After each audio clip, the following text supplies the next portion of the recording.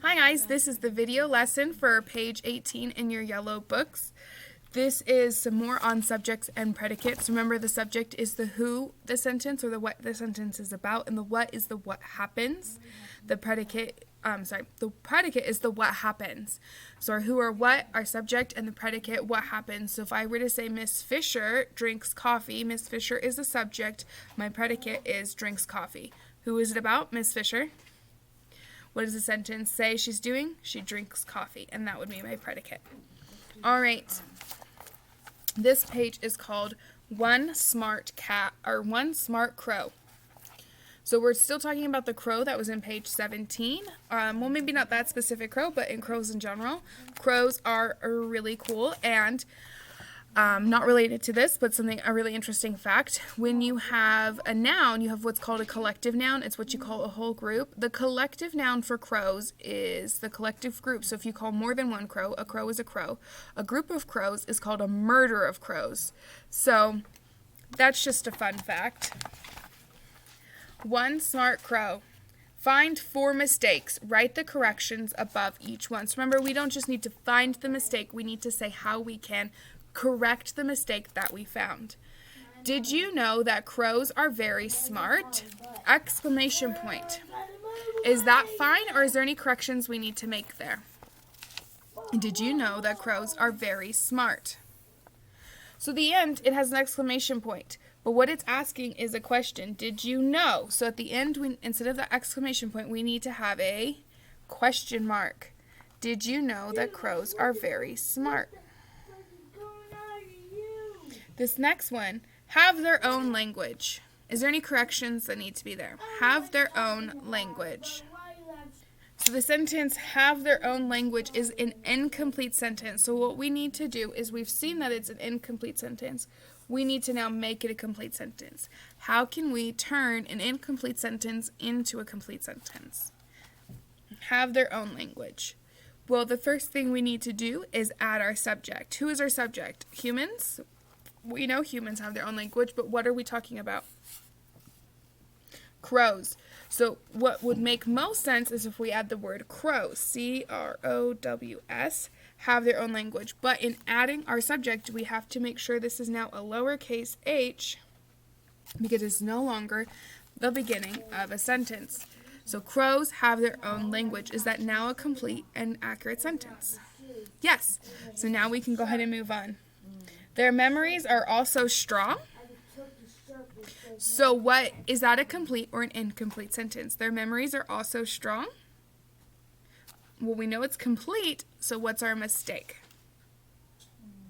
I'm making a zombie.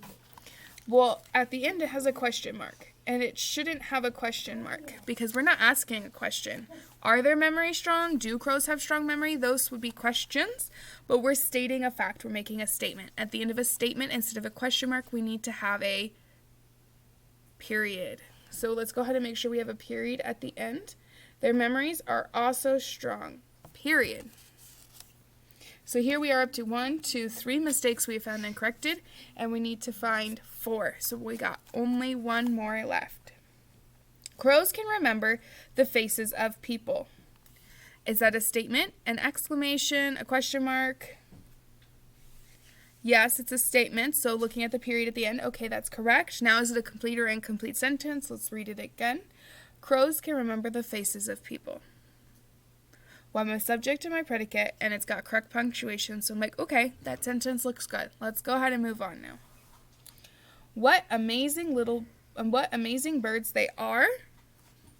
Let's see if this is a complete or incomplete sentence. What amazing birds they are. We have our subject and our predicate, so I know it's complete. So now let's look at the last bit, the punctuation. What amazing birds they are. Is that a question? No. So instead of a question mark, we need to give it the correct punctuation. And there are 2 correct options here that you could go ahead and put. You could put a period at the end, or you can put an exclamation point, and either is correct. So figure out, would you rather a period or an exclamation point at the end of this last sentence? What amazing birds they are. All right, this next one, we have a list of subjects and a list of predicates, and we have to determine which helps create the correct sentence. Read each group of words, add a subject or predicate from the chart to make it a complete sentence. Write each new sentence. So you have to pick the correct subject or predicate to go with the sentence fragment or part of a sentence that's incomplete down here. Like to eat the farmer's crops. So is that a predicate or a subject? Like to eat the farmer's crops. So it is a predicate. We are missing our subjects. Is it the crows like to eat the farmer's crops or the farmer likes to eat the farmer's crops? So the word we're missing is crows. Crows like to eat the farmer's crops. And don't forget to make a lowercase l for like. And then you're going to go ahead and rewrite the whole sentence on that line below.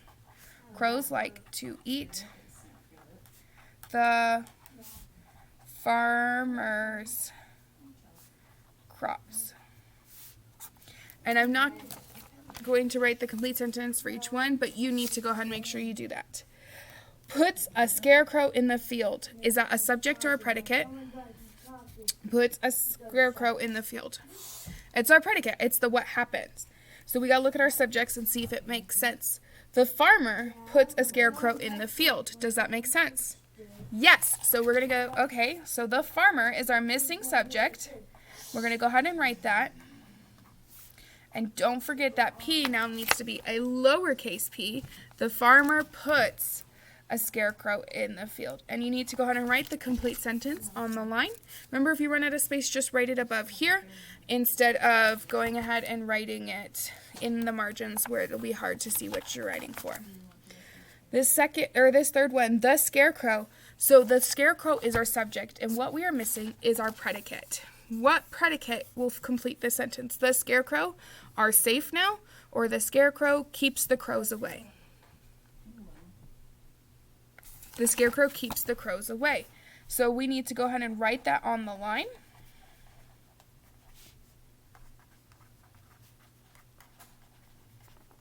And that is our complete sentence. The scarecrow keeps the crows away. Don't forget to write the complete sentence. Well, the last one is the crops. We could automatically just write that last predicate, but to make sure it is the correct predicate to complete that sentence, we need to double check that it makes sense, and we're going to read it to make sure we don't have a mistake. The crops are safe now. Does that make sense? Yes. Check. We're going to go ahead and write that on the line. This last one, you are not going to have room to write two sentences here, so you are going to need to get out your lined paper in your notebook to go ahead and write your two complete sentences. Make sure you take a picture and submit that when you're submitting the Yellow Book pages, because otherwise I am not going to see that you wrote that. So when you're submitting the Yellow Book pages, you need to submit the sentences in Part C. Write two sentences about an animal you think is really smart. So this is where you can write two sentences about any animal that you think is smart. All right. I can't wait to see. Bye, guys.